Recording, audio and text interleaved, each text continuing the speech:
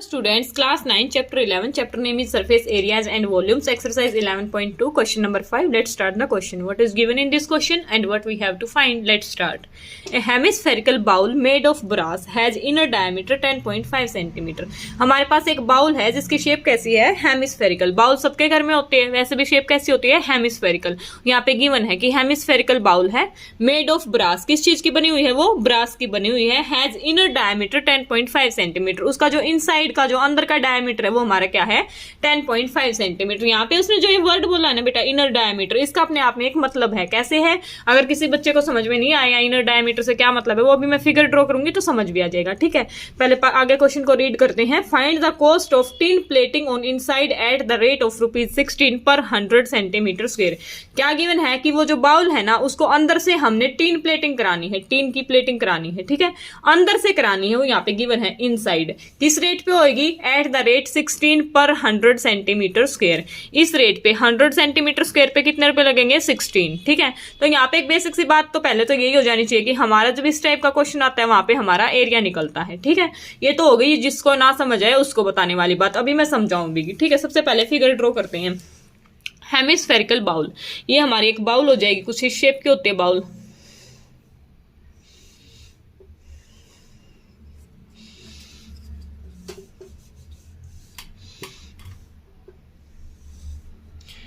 Bowl होगी हमारी, इस शेप की है.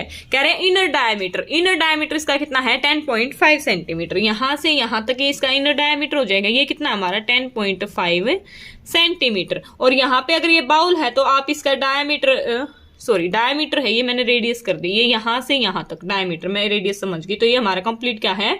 10.5 सेंटीमीटर. ठीक है, अब इनर से यहाँ पे हमारा क्या मतलब है? जैसे हमारी बाउल है, हमारी बाउल कुछ ना कुछ मोटी भी होती है ना, चाहे वो माइन्यूट सी मोटी हो, लेकिन कुछ ना कुछ मोटी होती है, उसकी मोटाई होती है. यहाँ से वो कुछ इतनी सी मोटी होती है ना हमारी बाउल. तो इनर डायमीटर से मतलब क्या है कि जो ये अंदर वाला कॉर्नर है ना, यहाँ से यहाँ तक. अब ये बाहर कितनी मोटी है हमें नहीं पता, कितनी मोटी लेयर है इसकी. ये बाहर ऐसे, बाहर कुछ ऐसे मोटी होती है हमारी बाउल. अगर मैं इसको फिल कर दूं तो कुछ ऐसे ऐसे मोटी होती है कि अंदर का एरिया फिर. ठीक है, तो ये क्या बोल रहा है कि यहां से यहां तक का डायमीटर हमारा 10.5 सेंटीमीटर. बाहर का हमें कुछ नहीं लेना देना. ये मैंने डार्क क्यों किया? ताकि आपको ये हो जाए कि कुछ ऐसे मोटी होती है बाउल. सबको पता है बाउल की कुछ ना कुछ थिकनेस होती है, बाउल की कुछ ना कुछ मोटाई होती है, सबके घर में बाउल होती है. ठीक है, तो उसका इनर डायमीटर जो अंदर जहां हम आइटम डालते हैं उसमें जो भी आइटम डाले वो इनर डायमीटर कितना हमारा? 10.5 सेंटीमीटर. और हमें क्या निकालना है? इनसाइड. इसको टिन प्लेटिंग भी कहाँ करनी है? अंदर की साइड करनी है. अब सबसे पहले देखो, हमने इसको कोटिंग करानी है अंदर से, टिन प्लेटिंग की प्लेटिंग करानी है. ठीक है, तो क्या निकालना होगा? सबसे पहले हमें एरिया निकालना होगा. वॉल्यूम क्यों नहीं? वॉल्यूम हम कब निकालते हैं कि इसके अंदर कितना पानी आएगा, कितना मिल्क आएगा, कितना आटा आएगा, कितनी चीनी आएगी, वो कितना आएगा, वो उसके लिए हम क्या निकालते हैं? वॉल्यूम. लेकिन जब बात आती है कि इसको पेंट करेंगे या इसकी प्लेटिंग कराएंगे, जो भी कराएंगे वो क्या होगा? सरफेस एरिया पे होगा ना. जैसे मान लो ये है हमारा, ये डस्टर है, अगर मैंने इसको पेंट कराना है तो ये ऊपर ऊपर पेंट होएगा ना, यहाँ होएगा, यहाँ होएगा. इसके अंदर जो लकड़ी है उसमें नहीं होएगा पेंट. अगर मैं ये बोल दूं कि इसके अंदर कितना बुरादा आएगा, कितनी आइटम आएगी, तो इसको हटा के जो इसके अंदर आइटम आएगा वो क्या होएगा? हमारा वॉल्यूम. और जब हमें पेंट करने की बात आए तो अपर सरफेस पे होता है, अंदर तो कुछ नहीं जा रहा, अंदर की लकड़ी तो ऐसी ही मिलनी हमें. तो यहाँ पे क्या निकलेगा? हमारा surface area. Surface area means ऊपर वाला जो ऊपर हमें दिखाई देता है वो एरिया. ठीक है, और वॉल्यूम का मतलब क्या है कि उस आइटम, उस जो भी शेप है उसके अंदर कितनी चीज आएगी हमारी. ठीक है, तो यहाँ पे हमें क्या निकालना है? एरिया. अब किसी बच्चे को ऐसे समझना आए तो यहाँ से एक हिंट्स भी लग जाता है हमें क्वेश्चन में कि हमें यहाँ पे क्या गिवन है? पर 100 सेंटीमीटर स्क्वायर. स्क्वायर का होता है? एरिया पे होता है. तो यहाँ पे सेंटीमीटर स्क्वायर गिवन है तो हमें क्या निकालना है? एरिया. ये है बस वो वाली बात कि किसी बच्चे को ऐसे भी समझ ना आए तो. ठीक है, तो एरिया निकालना है. अब यहाँ पे बात आती है एरिया कर्व्ड निकलेगा या टोटल सरफेस एरिया निकलेगा. ये भी बहुत सारे बच्चों के लिए प्रॉब्लम रहती होगी कि टोटल निकलेगा या कर्व्ड निकलेगा. अब बेटा हमें यहाँ पे ये देखना है कि हमने करना क्या है. हमने क्या करना है? टिन प्लेटिंग करानी है, टिन प्लेटिंग, और अंदर की साइड करानी है. बाउल सबके घर में होती है. ठीक है, बाउल में जो ये ऊपर वाला एरिया होता है ये खाली होता है, खाली होता है ना.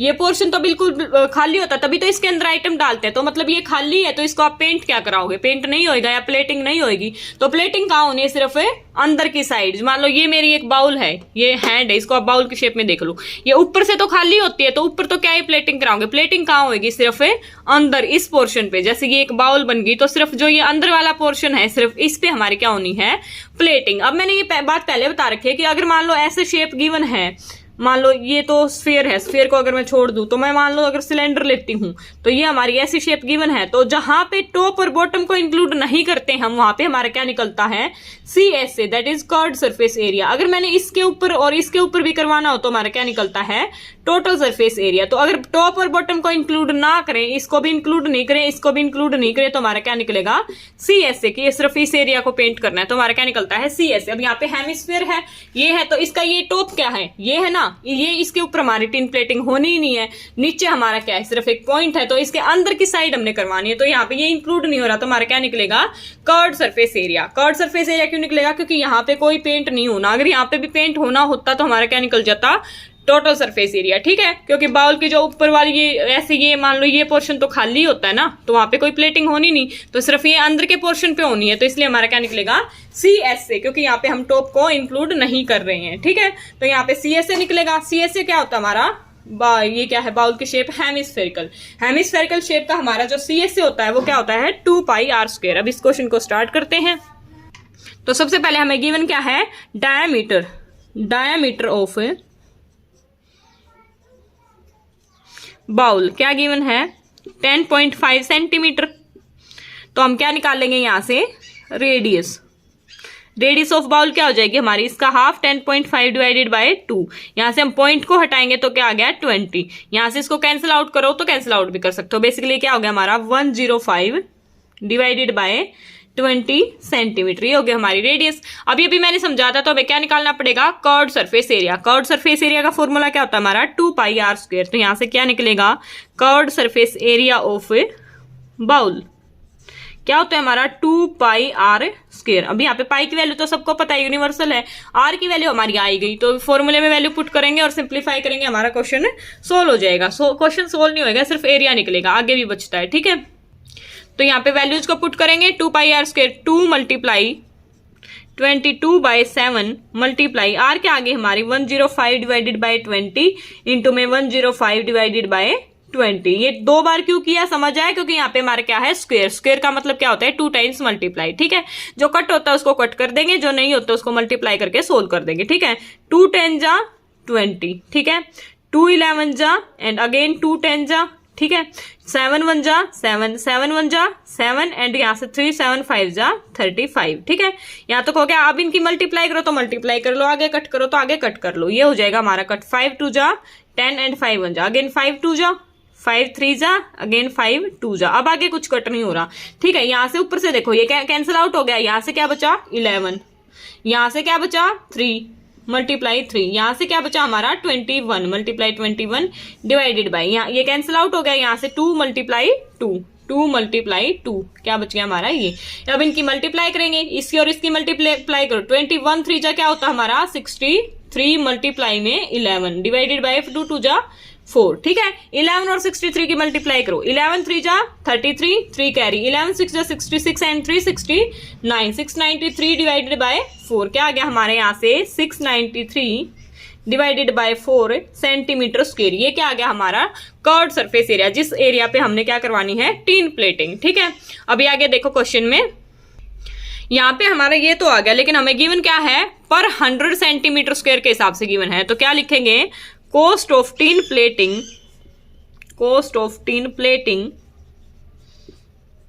पर 100 सेंटीमीटर स्क्वायर, 100 सेंटीमीटर स्क्वायर पे क्या हमारी 16 रुपीज गिवन है, 16 रुपीज। ठीक है, लेकिन यहाँ पे 100 की है तो पहले 1 की निकालेंगे, तो कॉस्ट ऑफ टीन प्लेटिंग पर 1 सेंटीमीटर स्क्वायर, 1 के लिए क्या होगा हमारा, ये 100 उधर जाके डिवाइड में हो जाएगा, दैट इज 16/100, ये आ गया हमारा 1 सेंटीमीटर स्क्वायर के लिए। लेकिन हमारे पास एरिया कितना है 693 डिवाइडेड बाय 4, तो यहाँ पे cost of tin plating 693 divided by 4 centimetre square.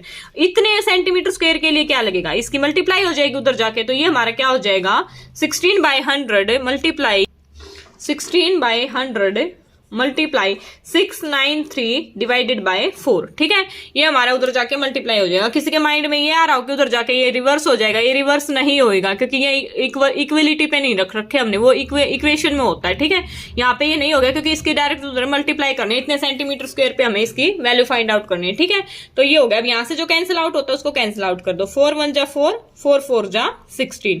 ये 100 है, कैंसिल वैसे भी नहीं होना, तो इसको ऐसे कैसे रख के बाद में हमें पॉइंट अप्लाई कर देंगे। तो यहां से हमारा क्या आ गया, 4 मल्टीप्लाई 693 डिवाइडेड बाय 100। ये कितना आ गया हमारा, रुपीज आ गया। ठीक है, अब इसकी और इसकी मल्टीप्लाई हमें ऊपर कर दो। 4 3 जा 12, 1 कैरी, 4 9 जा 36 एंड 1 37, 3 कैरी, 4 6 जा 24 एंड 3 27 डिवाइडेड बाय 100।